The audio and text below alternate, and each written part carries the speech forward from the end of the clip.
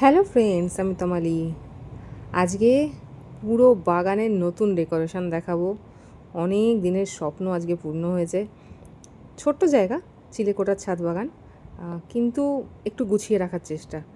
তো গ্রিল দিয়ে, গ্যালভানাইজ যে গ্রিল হয় সেই গ্রিলের মেটেরিয়াল দিয়ে ছাদের বাইরে কিছুটা অংশ এক্সট্রা ছিল, তো সেখানে কিছুটা রেলিং বানানো হয়েছে, ভেতরে বানানো হয়েছে।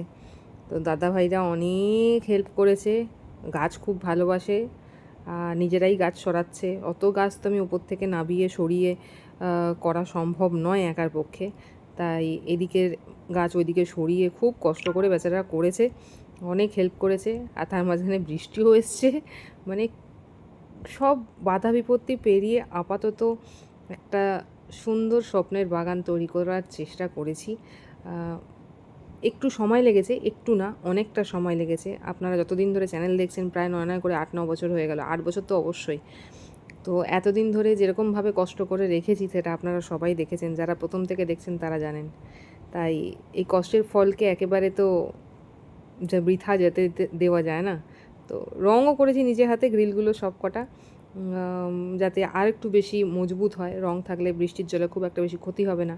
একটু গুছিয়ে রাখার চেষ্টা করছি। গাছগুলো বেচারা কয়েকদিনে অনেক ওলট পালট হয়েছে, এদিক থেকে ওদিক, ওদিক থেকে এদিক, তো গ্রোথ একটু কমেছে। আবার সেম গ্রোথ আনতে সেম জায়গায় একটু দাঁড়াতে হবে কয়েকদিনের জন্য। আপাতত যতদূর করতে পেরেছি সেটুকুই দেখাচ্ছি, আস্তে আস্তে হবে। একদিনে তো পুরো বাগান সবুজ হয়ে যেতে পারে না, কারণ অনেক দিন ধরে কাজ চলছিল, গাছ এদিক ওদিক করা হয়েছে, তো গাছের গ্রোথও কিছুটা পড়েছে, কারণ সেরকমভাবে তো কেয়ার করতে পারিনি, কারণ ওপরে ছাদে কাজ চলছিল। একদিকের গাছ সরিয়ে এইদিকের গাছ এদিকে সরিয়ে এদিকের কাজ চলছে, এদিকের গাছ ওইদিকে সরিয়ে এদিকে কাজ হচ্ছে, তো গাছের নড়াচড়া যত বেশি হবে গাছের গ্রোথ একটু পড়ে।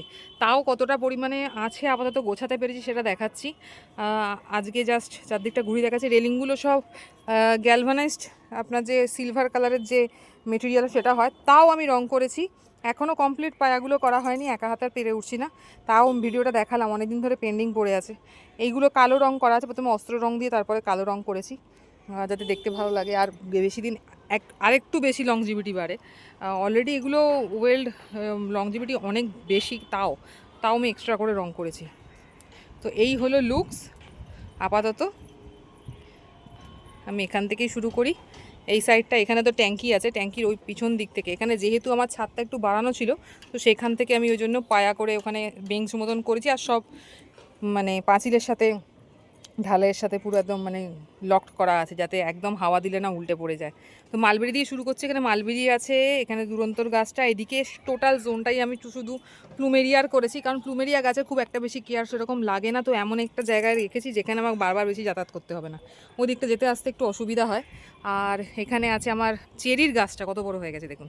চেরির গাছটা নিচে ছিল, বেচারাকে নিয়ে এসেছি, ওখানে কেয়ার করতে পারি না ঠিক করে। এদিকে একটা আকন্দের গাছ আছে, যেটা ঝড়ে উল্টে গেছিলো, সেটা আবার হচ্ছে। এইদিকে ম্যান্ডেভিলা, আর এইটা তো আমার রসুনলতা। আর এই পাশে 2-4টে নয়নতারার গাছ আছে। এখানে একটা পিঙ্ক টগরের গাছ আছে, এই যে হচ্ছে, এখানে ফুল হচ্ছে, এই যে পিঙ্ক টগর। আর এই পাশে আছে আমার দেশি জুঁই, এখনও গোছানো বাকি, এখনও একে এই পটে শিফট করব, আপাতত রেখেছি।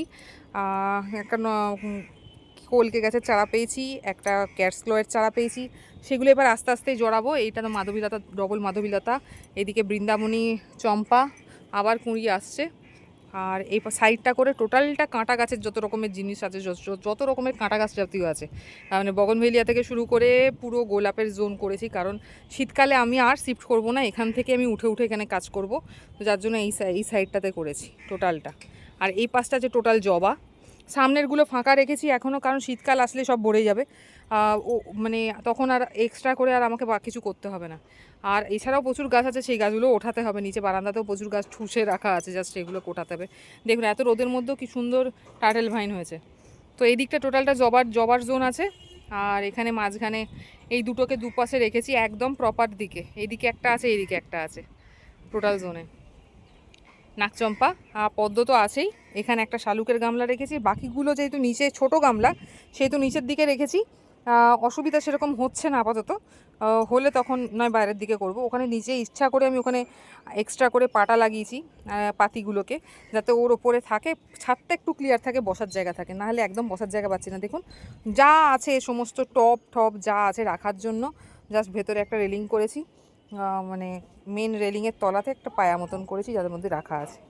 আর সেরকম কিছু নেই এখানে, যেরকম আছে টোটালটাই দাদারাই করে দিয়েছে। খুব ভালো কাজ করেছে, খুব ভালো কাজ করেছে। আর মেন কথা হলো গাছ ভালোবাসে, মানে নিজেরাই গাছ সরাচ্ছে আমার সাথে সাথে, শরীর হেল্প করছে, নিজেরাই করছে, আমিও দাঁড়িয়ে আছি, তারাও করছে, সবাই একে অপরকে সাহায্য করে হয়ে গেছে কাজটা একা একাই। হাজব্যান্ড তো সেরকম সময় দিতে পারছে না, কারণ সে তো অফিসে কাজ করছে, তাকে তো জব করতেই হবে। তো টোটালটাই রোদ্দুরে দাঁড়িয়ে দাঁড়িয়ে ওই দাদা আর আমি বিশেষ করে আমি, তো সবাই মিলে 3জন মিলে এই টোটাল জোনটা সাজানো হয়েছে। তো থ্যাংক ইউ দাদাকে, এই ভিডিওটা শেয়ার অবশ্যই করব, কারণ ওরা যদি করে না দিত তাহলে কিন্তু আমার এটা এত সুন্দর হতো না। তো গুছানোর চেষ্টা করছি, আস্তে আস্তে একটু সময় লাগবে, সব সময় তো এত তাড়াতাড়ি হয় না, একটু সময় লাগবে। যতটা গোছাতে পেরেছি ততটা দেখালাম। এই সাইডে একটা কাগজ ফুলের গাছ রেখেছি, যাতে এই পাশ থেকে কোনো হনুমান লাভ দিলে, কাঁটা গাছ থাকলে না খুব একটা বেশি আসতে চায় না। এই পাশে তো আমার ওই কাঁটা গাছটা তো আছেই, আর এদিকে টগরের গাছটা আছে, আর এদিকে দেখুন হাইব্রিড জুঁইটা দেখাচ্ছি, কত বড় সাইজের হয়েছে এটা হাইব্রিড জুঁই। তো আপাতত জোন এরকম দেখতে লাগছে, দেখুন এটা হলো টোটাল জোন। তো আজকে এটুকুই, আগামীকাল আবার দেখাবো অন্য কোনো গাছের ভিডিও নিয়ে, বা গার্ডেনের ওভারভিউ নিয়ে একটু গুছিয়ে নিই, গোছালে আমি আবার দেখাবো ভিডিও করে। আর লাস্টে দেখাই, এটা আমার শ্বেতপদ্ম, এটা হোয়াইট পিওনি, খুব সুন্দর ফুটেছে আজকে, একদম প্রপার, এত সুন্দর, মানে জাস্ট ধরলাম আর খুলে গেল। তো খুব সুন্দর ফুটেছে। আজকে এটুকুই।